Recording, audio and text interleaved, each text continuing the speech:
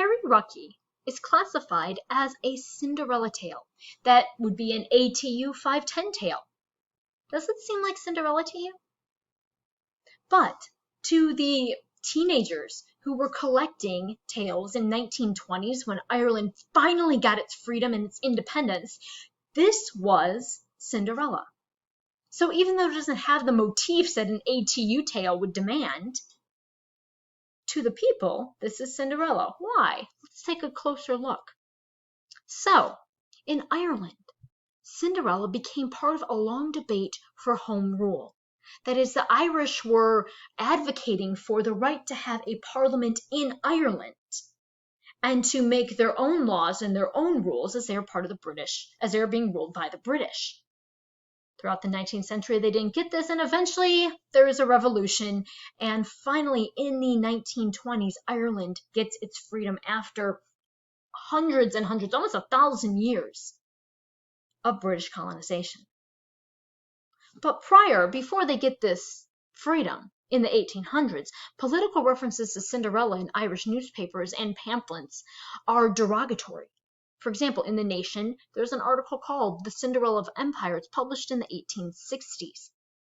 And Ireland's identity as, and I quote, the Cinderella of the family of Great Britain, end quote, is debated. Cinderella is this derogatory term that demonstrates that the Irish are, and I open quotes again, that poor devils who are incapable of doing anything to save themselves, end quote.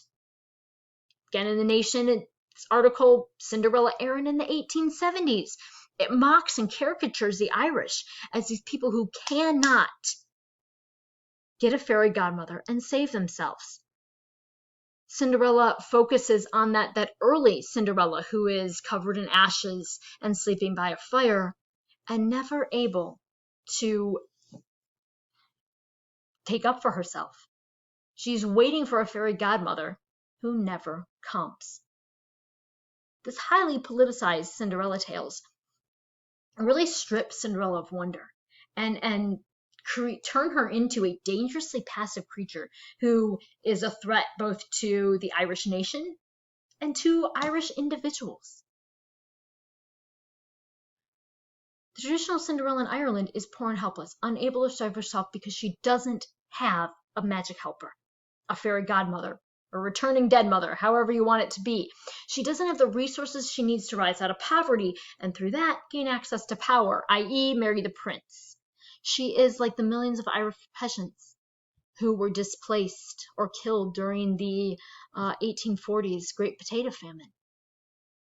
All of Irish society was disrupted, and this Cinderella figure is like them.